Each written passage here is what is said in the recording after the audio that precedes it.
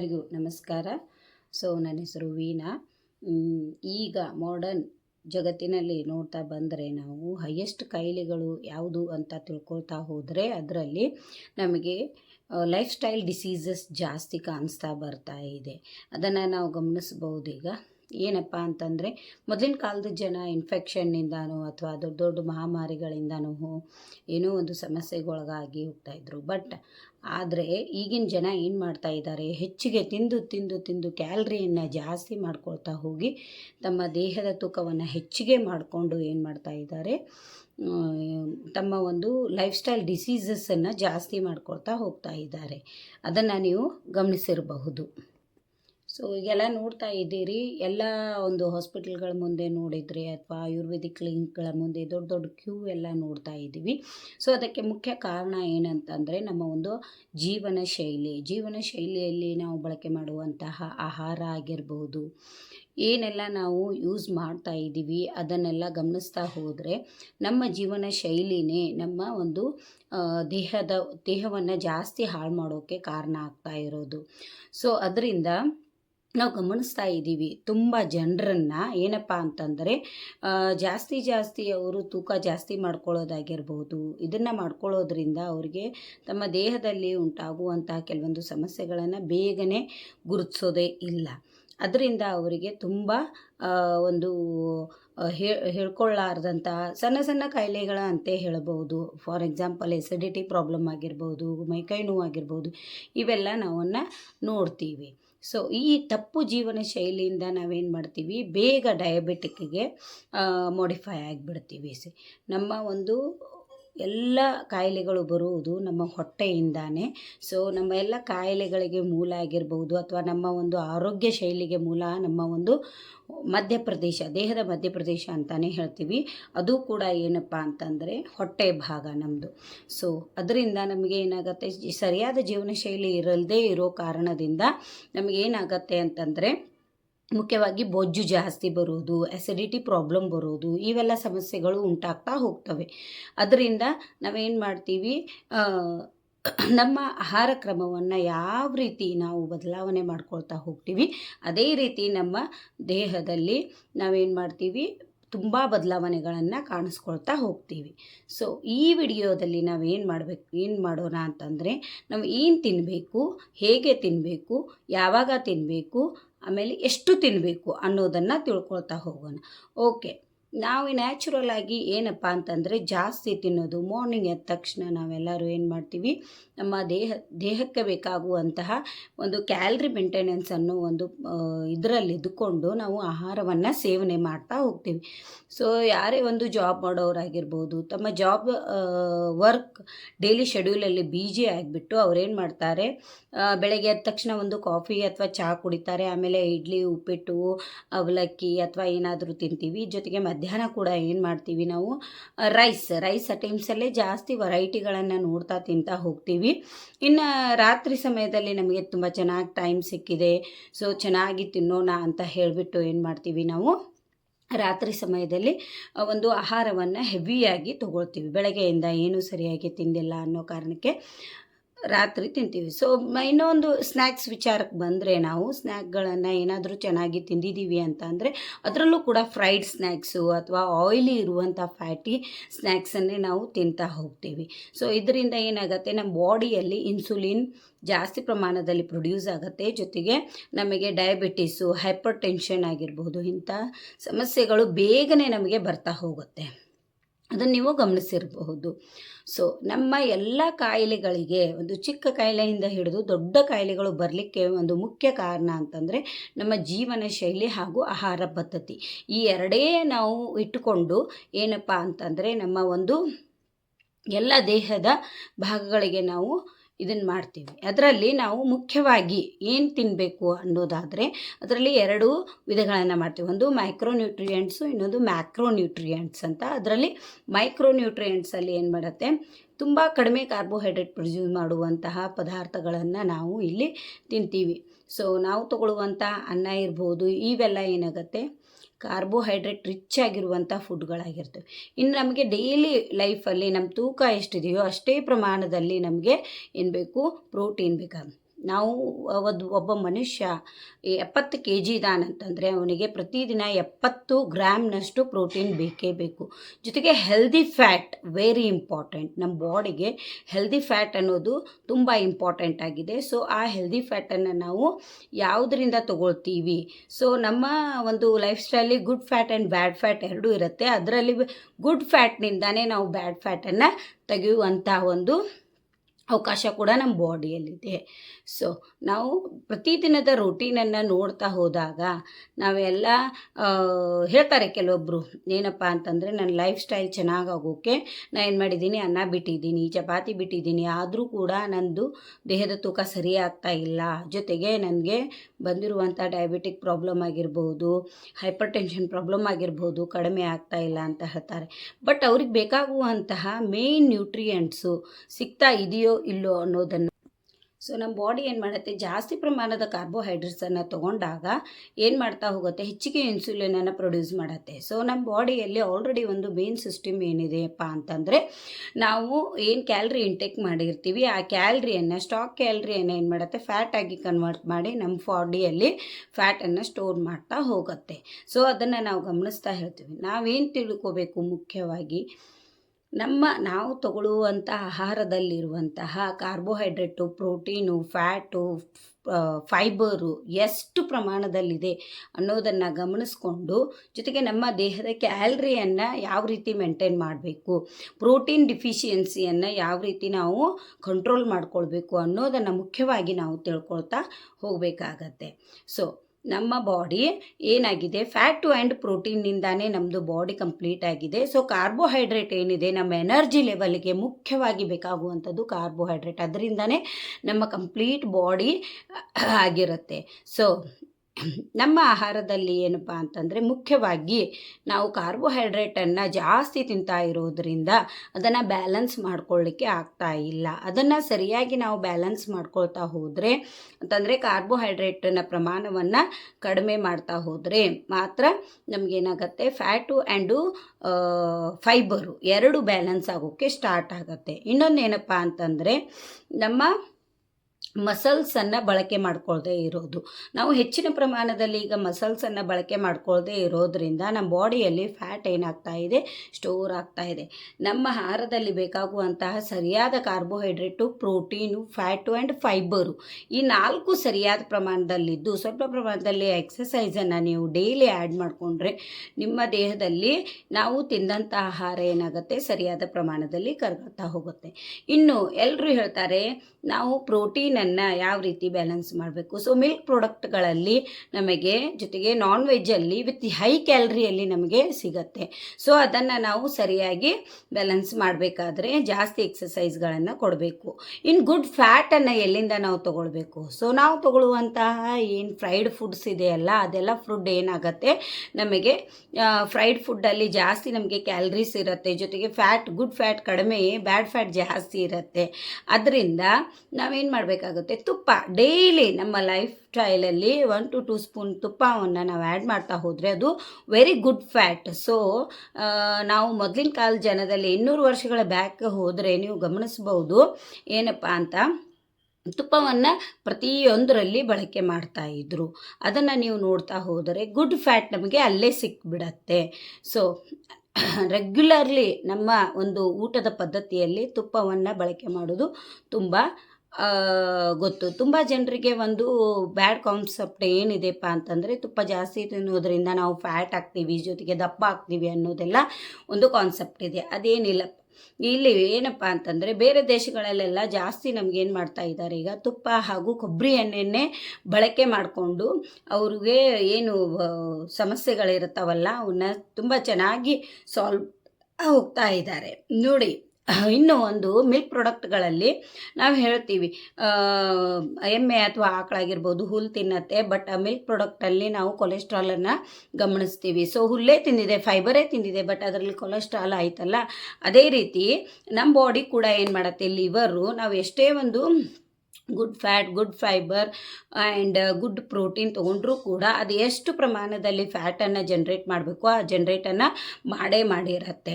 So ಅದನ್ನು ನಾವು balance ಮಾಡಬೇಕಾದ್ರೆ ನಾವೇನು ಮಾಡಬೇಕಾಗತ್ತೆ, ಕೆಲವೊಂದು ಡ್ರೈ ಫ್ರೂಟ್ಸ್ಗಳನ್ನು ಆ್ಯಡ್ ಮಾಡ್ಕೊಳ್ಬೇಕಾಗತ್ತೆ. ಅದರಲ್ಲಿ ಬಾದಾಮಿ ಇರ್ಬೋದು, ಕಾಜು ಇರ್ಬೋದು, ಪಿಸ್ತಾಗಳನ್ನು ನಾವೇನು ಮಾಡ್ತಾ ಹೋಗಬೇಕಾಗುತ್ತೆ, ಆ್ಯಡ್ ಮಾಡ್ಕೊಳ್ತಾ ಹೋಗಬೇಕಾಗತ್ತೆ.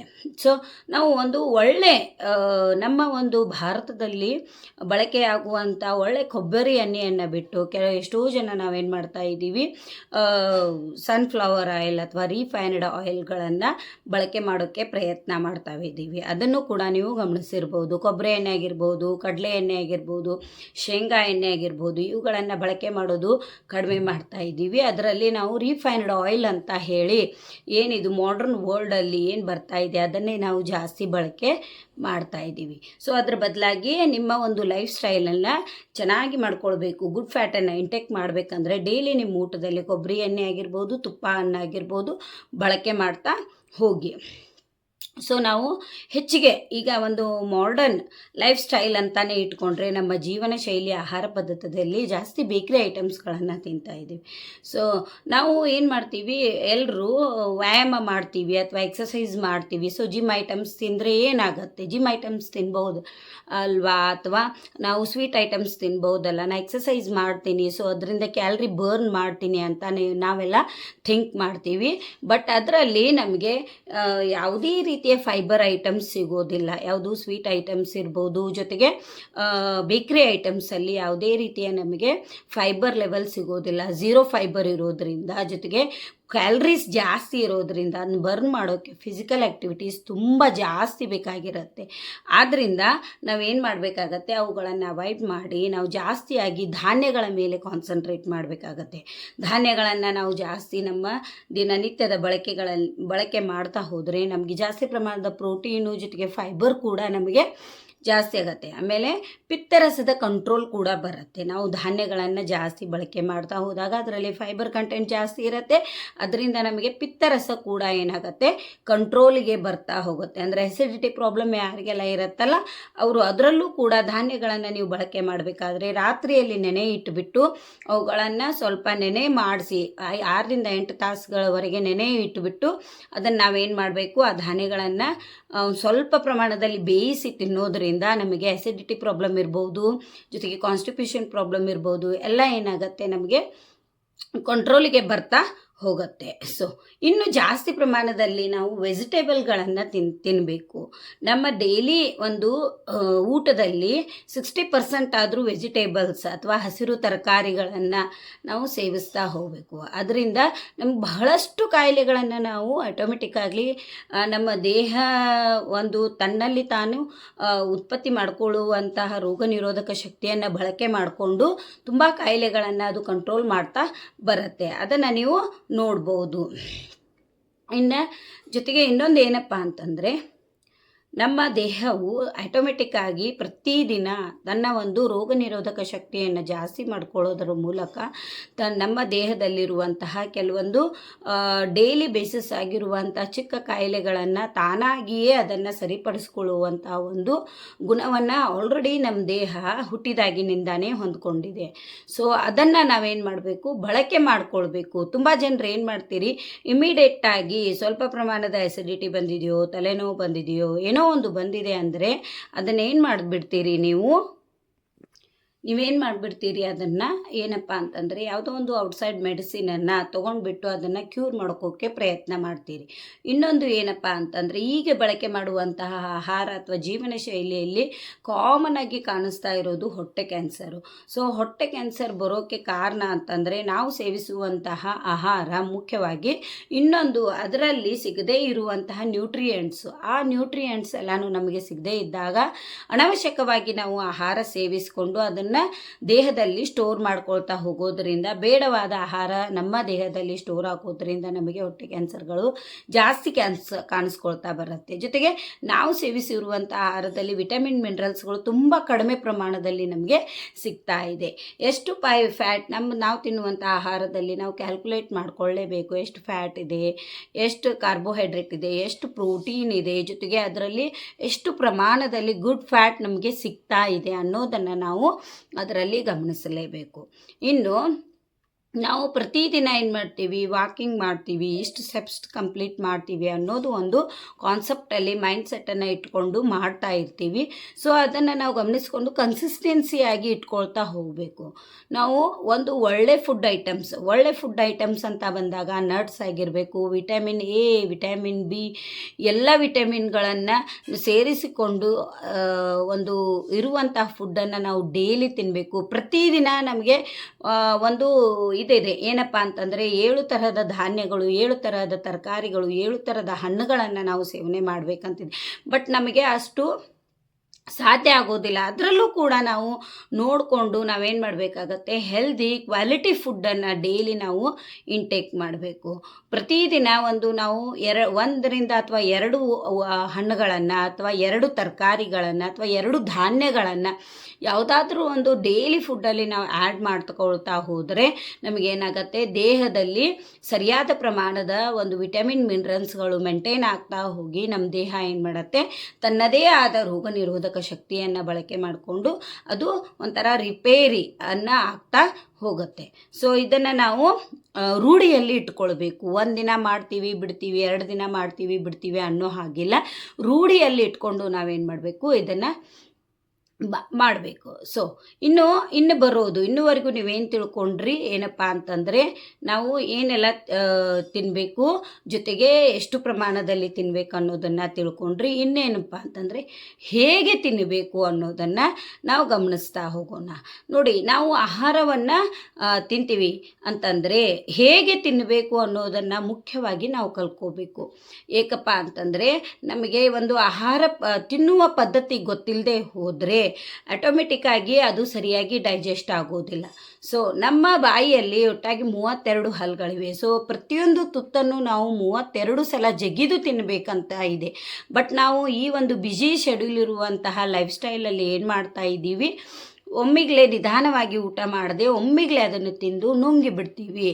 ಸೊ ನಮ್ಮ ಬಾಯಿ ಮಾಡಬೇಕಾಗಿರುವಂತಹ ಕೆಲಸ ಮಾಡೋದಿಲ್ಲ. ಅಲ್ಲಿ ನಮ್ಮ ಬಾಯಿಯಲ್ಲಿ ಲಾಲಾರಸ ಏನು ಜನ್ರೇಟ್ ಆಗತ್ತವನ್ನ ಚೂಯಿಂಗ್ ಮಾಡಿ ತೊಗೊಂಡ್ರೆ ನಮಗೇನಾಗುತ್ತೆ, ಹೈಪರ್ ಆ್ಯಸಿಡಿಟಿ ಆಗಿರಬಹುದು. ಇದನ್ನೆಲ್ಲನೂ ಕಂಟ್ರೋಲ್ ಮಾಡ್ಕೋಕ್ಕೆ ತುಂಬ ಸಹಾಯ ಆಗತ್ತೆ. ಇನ್ನೂವರೆಗೂ ಏನಾಯಿತು, ಏನು ತಿನ್ನಬೇಕಾಯಿತು, ಹೇಗೆ ತಿನ್ನಬೇಕಾ ಅಂತ ಗೊತ್ತಾಯಿತು, ಜೊತೆಗೆ ಎಷ್ಟು ತಿನ್ನಬೇಕು ಅನ್ನೋದು ಗೊತ್ತಾಯಿತು. ಸೊ ಇನ್ನು ಬರೋದು ಏನಪ್ಪ ಅಂತಂದರೆ ಯಾವಾಗ ತಿನ್ನಬೇಕು. ಸೊ ನಾವೇನು ಮಾಡೋಣ, ಈಗ ಒಂದು ಬೌಲಲ್ಲಿ ಒಂದು ವೈಟ್ ರೈಸು, ಇನ್ನೊಂದು ಬೌಲಲ್ಲಿ ಒಂದು ವೈಟ್ ರೈಸ್ ತೊಗೊಳ್ಳೋಣ. ಸೊ ಅದರಲ್ಲಿ ನೀವು ಗಮನಿಸ್ಬೋದು ಕಾರ್ಬೋಹೈಡ್ರೇಟ್ ಎಷ್ಟು ಜಾಸ್ತಿ ಪ್ರಮಾಣದಲ್ಲಿ ನಾವು ಸೇವನೆ ಮಾಡ್ತಾ ಇದ್ದೀವಿ ಅನ್ನೋದನ್ನು ನೀವು ಸ್ವಲ್ಪ ನೋಡಬೇಕು. ನಾವು ಯಾವುದೋ ಒಂದು ಊಟ ಮಾಡ್ತಾ ಇದ್ದೀವಿ ಅಂದರೆ ಅದರಲ್ಲಿ ಎಷ್ಟು ಪ್ರಮಾಣದಲ್ಲಿ ಕಾರ್ಬೋಹೈಡ್ರೇಟ್ ಇದೆ, ಜೊತೆಗೆ ಎಷ್ಟು ಪ್ರಮಾಣದಲ್ಲಿ ಪ್ರೋಟೀನ್ ಇದೆ, ಫೈಬರ್ ಏನಿದೆ, ಮತ್ತು ಅದರಲ್ಲಿರುವಂತಹ ಒಂದು ಫ್ಯಾಟ್ ಏನಿದೆ ಅನ್ನೋದನ್ನು ಗಮನಿಸ್ಕೊಂಡು ನಾವು ಅದನ್ನು ತಿನ್ನಬೇಕು. ಯಾವುದೋ ಒಂದು ಕಾಯಿಲೆ ಬಂದ ಮೇಲೆ ನಾವು ಊಟದಲ್ಲಿ ಎಲ್ಲವನ್ನು ಕಂಟ್ರೋಲ್ ಮಾಡೋಕ್ಕಿಂತ ನಾವು ದಿನನಿತ್ಯದ ಊಟದಲ್ಲಿ ಕನ್ಸಿಸ್ಟೆನ್ಸಿಯಾಗಿ ಯಾವುದು ಎಷ್ಟು ಇರಬೇಕು ಅನ್ನೋದನ್ನು ಗಮನಿಸ್ಕೊಳ್ತಾ ಅದನ್ನು ನಾವು ತಿಂತಾ ಹೋಗಬೇಕು. ಅದು ತುಂಬ ಅವಶ್ಯಕವಾಗಿರೋದು ಈಗಿನ ಒಂದು ಲೈಫ್ ಸ್ಟೈಲಲ್ಲಿ. ಯಾಕಂದರೆ ನಾವೆಲ್ಲರೂ ಪ್ರತಿದಿನ ಫಿಸಿಕಲ್ ಆ್ಯಕ್ಟಿವಿಟಿ ತುಂಬ ಕಡಿಮೆ ಇರೋದರಿಂದ ನಮ್ಮ ದೇಹದಲ್ಲಿ ಕಾರ್ಬೋಹೈಡ್ರೇಟ್ ಬರ್ನ್ ಆಗೋದು ಅಥವಾ ಕ್ಯಾಲರಿ ಬರ್ನ್ ಆಗೋದು ತುಂಬ ಕಡಿಮೆ ಪ್ರಮಾಣದಲ್ಲಿರುತ್ತೆ. ಅದರಿಂದ ಏನಾಗ್ತಾ ಹೋಗುತ್ತೆ, ನಮ್ಮ ದೇಹದಲ್ಲಿ ಫ್ಯಾಟ್ ಶೇಖರಣೆ ಆಗ್ತಾ ಹೋಗಿ ಬೊಜ್ಜು ಜಾಸ್ತಿ ಆಗ್ತಾ ಹೋಗುತ್ತೆ. ಅದನ್ನು ನಾವು ಒಂದೇ ಸಮನೆ ಅಂತಂದರೆ ಒಂದು ಹಂತದಲ್ಲಿ ಬಂದಾಗ, ಯಾವುದೋ ಒಂದು ಕಾಯಿಲೆ ನಮಗೆ ಬಂದಾಗ ನಾವು ಅದನ್ನು ಕರಗಿಸ್ಕೊಳ್ಳೋಕೆ ಹೋದಾಗ ನಿಮಗೆ ತುಂಬ ಹೆವಿ ಅನಿಸುತ್ತೆ. ಸೊ ಅದ್ರ ಬದಲಾಗಿ ನಿಮ್ಮ ದೇಹದಲ್ಲಿ ಕಡಿಮೆ ಸಮಯದಲ್ಲೇ ಕಡಿಮೆ ಬೊಜ್ಜು ಇರುವಾಗಲೇ ನೀವೇನು ಮಾಡಬೇಕು, ಅದನ್ನು ಕರಗಿಸ್ಕೊಳ್ತಾ ಹೋಗಬೇಕು. ಫಿಸಿಕಲ್ ಆ್ಯಕ್ಟಿವಿಟಿಯನ್ನು ಜಾಸ್ತಿ ಮಾಡ್ಕೊಳ್ಬೇಕು. ಜೊತೆಗೆ ಅದರಲ್ಲಿ ನಾವು ಪ್ರೋಟೀನನ್ನು ಜೊತೆಗೆ ಕ್ಯಾಲ್ರಿಯನ್ನು ಯಾವ ರೀತಿ ಬ್ಯಾಲೆನ್ಸ್ ಮಾಡೋದನ್ನು ಕಲ್ತ್ಕೊಳ್ಬೇಕು. ಫಾರ್ ಎಕ್ಸಾಂಪಲ್, ನಾವು ಕ್ಯಾಲ್ರಿ ಬ್ಯಾಲೆನ್ಸ್ ಮಾಡೋದು ಅಂತ ಬಂದಾಗ ನಾವು ಒಂದು ಕಾಫಿ ಅಥವಾ ಒಂದು ಟೀಯನ್ನು ತೊಗೊಂಡಾಗ, ಡೈಲಿ ನಾವು ಸೇವನೆ ಮಾಡುವಂಥ ಒಂದು ಕಪ್ ಟೀಯನ್ನು ತೊಗೊಂಡಾಗ ಅದರಲ್ಲಿ ನಮಗೆ 100 to 150 ಕ್ಯಾಲ್ರಿ ಎಷ್ಟು ಇರುತ್ತೆ. ಸೊ ಒಂದು ಟೀಯಲ್ಲೇ ಮಾರ್ನಿಂಗ್ ಒಂದು ಟೀ ಆ್ಯಂಡ್ ಒಂದು ಏನೋ ಬಜ್ಜಿನೋ ಬೋಂಡಾನೋ ಆ್ಯಡ್ ಮಾಡ್ಕೊಂಡಾಗ ಅದರಲ್ಲೇ ನಮಗೇನಾಗಿಬಿಡತ್ತೆ, ಮ್ಯಾಕ್ಸಿಮಮ್ ಕ್ಯಾಲ್ರಿ ಇಂಟೇಕ್ ಆಗಿಬಿಡತ್ತೆ ಮಾರ್ನಿಂಗ್ ಟೈಮ್. ಬಟ್ ನಾವೇನು ಮಾಡ್ತೀವಿ, ಅದ್ರ ಜೊತೆಗೆ ಇನ್ನೂ ಹೆಚ್ಚಿನ ಪ್ರಮಾಣದ ಊಟವನ್ನು ಮಾರ್ನಿಂಗ್ ಟೈಮಲ್ಲಿ ಸೇವಿಸ್ತೀವಿ. ಅದನ್ನು ನಾವು ಸರಿಯಾಗಿ ಬರ್ನ್ ಮಾಡೋದಿಲ್ಲ. ಕ್ಯಾಲ್ರಿ ಸ್ಟಾಕ್ ಆಗ್ತಾ ಹೋದಾಗೆ ನಮಗೆ ಫ್ಯಾಟ್ ಏನಾಗುತ್ತೆ, ಕೂಡ್ತಾ ಹೋಗುತ್ತೆ. ಅದರಿಂದ ಪ್ರತಿದಿನ ನಾವು ಕ್ಯಾಲ್ರಿಯನ್ನು ಬ್ಯಾಲೆನ್ಸ್ ಮಾಡೋದ್ರ ಜೊತೆಗೆ ನಮ್ಮ ದೇಹದಲ್ಲಿರುವಂತಹ ಒಂದು ಪ್ರೋಟೀನನ್ನು ಕೂಡ ನಾವು ಬ್ಯಾಲೆನ್ಸ್ ಮಾಡಲೇಬೇಕು. ಸೊ ಏನಪ್ಪ ಅಂತಂದರೆ ಇನ್ನೊಂದು ಸಿಂಪಲ್ ಆಸ್ಪೆಕ್ಟನ್ನು ನಾವು ತಿಳ್ಕೊಳ್ಬೇಕು. ಏನಪ್ಪ ಅಂತಂದರೆ ನಮ್ಮ ಕ್ರೇವಿನೆಸ್ಸನ್ನು ಕಂಟ್ರೋಲ್ ಮಾಡ್ಕೊಳ್ಬೇಕು ಫಸ್ಟ್ ಆಫ್ ಆಲ್. ಸೆಕೆಂಡ್ ಬಂದುಬಿಟ್ಟು ನಮ್ಮ ಹಸುವೆ ಆದಾಗ ಮಾತ್ರ ನಾವು ಊಟ ಮಾಡಬೇಕು. ಸೊ ಈಗಿನ ಒಂದು ಲೈಫ್ ಸ್ಟೈಲಲ್ಲಿ ಜನ ಏನು ಮಾಡ್ತಾ ಇದ್ದಾರೆ, ಏನೋ ಒಂದು ಫ್ಯಾಷನ್ನಿಗೋಸ್ಕರ ಊಟ ಮಾಡ್ತಾ ಇದ್ದಾರೆ, ಅಥವಾ ಫ್ರೆಂಡ್ ಸರ್ಕಲ್ಗೆ ಅವರನ್ನು ಒಂದು ಫುಲ್ಫಿಲ್ ಮಾಡಲಿಕ್ಕೆ ಅವರು ಏನು ಮಾಡ್ತಾ ಇದ್ದಾರೆ, ಜಾಸ್ತಿ ಫುಡ್ಡನ್ನು ಇಂಟೇಕ್ ಮಾಡ್ತಾ ಇದ್ದಾರೆ. ಅದು ಸರಿಯಲ್ಲ. ನಾವು ಸರಿಯಾದ ಸಮಯಕ್ಕೆ ನಮಗೆ ಹಸುವಾದಾಗ ಮಾತ್ರ, ಅದು ಹಸುವಾದಾಗ ನಮಗೆ ಒಂದು ತುತ್ತು ಕಡಿಮೆಯನ್ನೇ ಊಟ ಮಾಡಿದರೆ ತುಂಬ ಒಳ್ಳೆಯದು. ನಮಗೆ ಹೊಟ್ಟೆ ಬಿರಿಯೋ ಹಾಗೆ ನಾವು ಊಟ ಮಾಡೋದಾಗಿರ್ಬೋದು, ಅಥವಾ ತಟ್ಟೆಯಲ್ಲಿ ಈಗ ಸಿಗ್ತಾ ಇದೆ ಅಂತ ತಿನ್ನೋದಾಗಿರ್ಬೋದು. ಇದರಿಂದ ನಮಗೇನಾಗುತ್ತೆ, ಬಹುಬೇಗನೆ ಬೊಜ್ಜು ಬೆಳೆಯೋಕ್ಕೆ ತುಂಬ ಸಹಾಯ ಆಗ್ತಾ ಹೋಗುತ್ತೆ. ಅದರಿಂದ ನಮ್ಮ ದೇಹ ತುಂಬ ದಪ್ಪವಾಗಿ ಕಾಣಿಸೋದು, ಆಮೇಲೆ ಕಾಯಿಲೆಗಳಿಗೆ ಬಹುಬೇಗನೆ ಏನಪ್ಪ ಅಂತಂದರೆ ಅಟ್ಯಾಕ್ ಆಗುವಂಥ ಚಾನ್ಸಸ್ ಇರುತ್ತೆ. ಇನ್ನು ನಮ್ಮ ಬಾಡಿಗೆ ಯಾವ್ದು ತೊಗೋಬೇಕು ಯಾವ್ದು ತೊಗೋಬಾರ್ದು ಅನ್ನೋದು ಗೊತ್ತಿರೋದಿಲ್ಲ. ನೀವೇನು ಕೊಡ್ತಾ ಹೋಗ್ತೀರಾ ಅದನ್ನೇ ಏನು ಮಾಡುತ್ತೆ, ಅದು ತೊಗೊಳ್ತಾ ಹೋಗುತ್ತೆ. ನಮ್ಮ ಬಾಡಿಯ ಒಂದು ಮೆಟಾಬಾಲಿಸಮ್ ಯಾವ ರೀತಿ ಇದೆ ಅಂತಂದರೆ, ನಮಗೆ ಏನು ನಾವು ಬಾಡಿ ಕೊಡ್ತೀವೋ ಅದನ್ನು ತೊಗೊಳ್ತಾ ಹೋಗುತ್ತೆ, ಅದನ್ನು ನಾವು ಮೇಂಟೈನ್ ಮಾಡ್ತಾ ಹೋಗುತ್ತೆ. ನೋಡಿ, ನಾವೇನು ಮಾಡ್ತೀವಿ, ಬೆಳಗ್ಗೆ ಒಂದು ಏನು ನಾಷ್ಟ ಮಾಡಿರ್ತೀವಿ, ಅದಾದ ನಂತರ ಇನ್ನೂ ಹಸಿವೆನೇ ಆಗಿರೋದಿಲ್ಲ. ಅದೇ ಸಮಯದಲ್ಲಿ ಮಿಡ್ ಡೇ ಮಾರ್ನಿಂಗ್ ಸ್ನ್ಯಾಕ್ಸ್ ಅಂತ ಸ್ನ್ಯಾಕ್ಸ್ ತಿಂತೀವಿ. ಅದಾದ ನಂತರ 1 ಗಂಟೆ 2 ಗಂಟೆ ಆದ ನಂತರ ನಾವೇನು ಮಾಡ್ತೀವಿ, ಊಟದ ಸಮಯ ಇದೆ, ಸೊ ಊಟ ಮಾಡಲೇಬೇಕೀಗ ಅಂತ ಊಟ ಮಾಡ್ತೀವಿ. ಸೊ ಇನ್ನೂ ಹಸಿವೆನೇ ಆಗಿರೋದಿಲ್ಲ.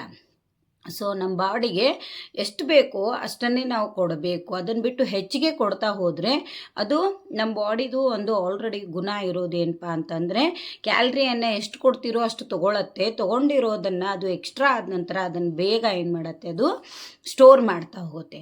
ಅದ್ರ ಬದಲಾಗಿ ನಾವೇನು ಕಲ್ಕೋಬೇಕು ಅಂತಂದರೆ, ನಮ್ಮ ಬಾಡಿಗೆ ನಾವು ಎಷ್ಟೇ ಜಾಸ್ತಿ ಕೊಟ್ಟರು ಅದು ಬೇಗ ಕರಗಬೇಕು, ಕಡಿಮೆ ಕ್ಯಾಲ್ರಿಯಲ್ಲಿರಬೇಕು, ಜಾಸ್ತಿ ವಿಟಮಿನ್ ಮಿನರಲ್ಸ್ ಅಲ್ಲಿರುವಂಥ ಫುಡ್ಡನ್ನೇ ನಾವು ಆಯ್ಕೆ ಮಾಡಿ ತಗೋಬೇಕು. ಫಾರ್ ಎಕ್ಸಾಂಪಲ್ ಏನಪ್ಪ ಅಂತಂದರೆ, ವೆಜಿಟೇಬಲ್ಸು, ಫ್ರೂಟ್ಸು ಇವನ್ನ ಜಾಸ್ತಿ ಆ್ಯಡ್ ಮಾಡ್ಕೊಳ್ಬೇಕು.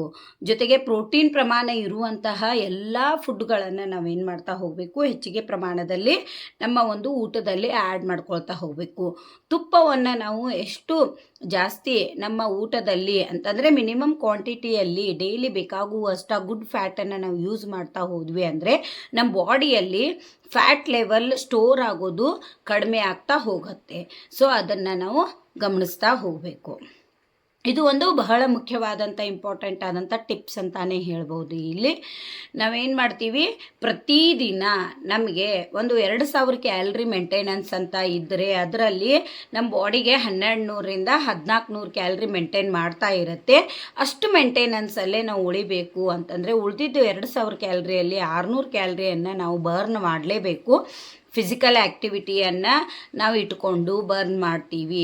ಸೊ ನಮ್ಮ ಕ್ಯಾಲ್ರಿ ಮೇಂಟೆನೆನ್ಸನ್ನು ನಾವು ಎಷ್ಟು ಚೆನ್ನಾಗಿ ಮಾಡ್ತಾ ಹೋಗ್ತೀವಿ ಅಷ್ಟು ಚೆನ್ನಾಗಿ ನಮ್ಮ ಬಾಡಿ ಮೇಂಟೆನೆನ್ಸಲ್ಲಿ ಉಳಿಯುತ್ತೆ. ಜೊತೆಗೆ ಅನ್ನೆಸೆಸರಿಯಾಗಿ ಈಟಿಂಗ್ ರೂಢಿ ಇರುತ್ತೆ. ಕೆಲವೊಬ್ಬರಿಗೆ ಅನ್ನೆಸೆಸರಿಯಾಗಿ ತಿನ್ನೋದು, ಕ್ರೆವಿನೆಸ್ ಜಾಸ್ತಿ ಇರುತ್ತೆ. ಫ್ಯಾಟ್ ಇವಾಗ ಬಾಡಿಯಲ್ಲಿ ಜಾಸ್ತಿ ಆಗುತ್ತೆ, ಆ ಟೈಮಲ್ಲಿ ನಮಗೇನಾಗುತ್ತೆ, ಕ್ರೆವಿನೆಸ್ ಜಾಸ್ತಿ ಬರುತ್ತೆ. ಸೊ ಅನವಶ್ಯಕವಾಗಿ ತಿಂತಾ ಇರೋದು, ನಾ ತಿಂತಾ ಇದ್ದೀನಿ ಅಂದಮೇಲೆ ತಿಂತಾ ಇದ್ದೀನಿ. ಸೊ ಇದನ್ನು ಈ ರೀತಿ ಈ ವಿಡಿಯೋಲಿ ಕಂಪ್ಲೀಟಾಗಿ ನಾವೇನಂತ ತಿಳ್ಕೊಂಡಿದ್ದೀವಿ, ಈಗ ಯಾವುದನ್ನು ಎಷ್ಟು, ಹೇಗೆ, ಯಾವಾಗ ಮತ್ತು ಯಾವ ರೀತಿ ತಿನ್ನಬೇಕು ಅನ್ನೋದನ್ನು ಕಲ್ತ್ಕೊಳ್ತಾ ಇದ್ದೀವಿ.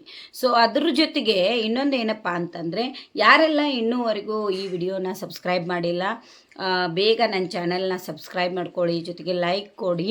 ಅದ್ರ ಜೊತೆಗೆ ಈ ಒಂದು ವಿಡಿಯೋನ ಜಾಸ್ತಿ ಜನರಿಗೆ ಶೇರ್ ಮಾಡಿ ಅವ್ರ ಹೆಲ್ತನ್ನು ತುಂಬ ಚೆನ್ನಾಗಿಟ್ಕೊಳ್ಳಿಕ್ಕೆ ಸಹಾಯ ಮಾಡಿ ಅಂತ ರಿಕ್ವೆಸ್ಟ್ ಮಾಡ್ಕೊಳ್ತೀನಿ. ಸೊ ಇನ್ನೊಂದು ವಿಷಯ ಏನಪ್ಪ ಅಂತಂದರೆ, ನಮ್ಮ ಒಂದು ಡೈಲಿ ಲೈಫಲ್ಲಿ ನಾವು ಜಾಸ್ತಿ ರಾ ವೆಜಿಟೇಬಲ್ಸ್ ಆ್ಯಂಡ್ ಫ್ರೂಟ್ಸನ್ನು ಯೂಸ್ ಮಾಡೋದು ತುಂಬ ಕಡಿಮೆ ಮಾಡ್ತಾ ಇದ್ದೀವಿ. ಫಾಸ್ಟ್ ಫುಡ್ಗೆ ಅಡಿಕ್ಟ್ ಆಗ್ತಾ ಇದ್ದೀವಿ.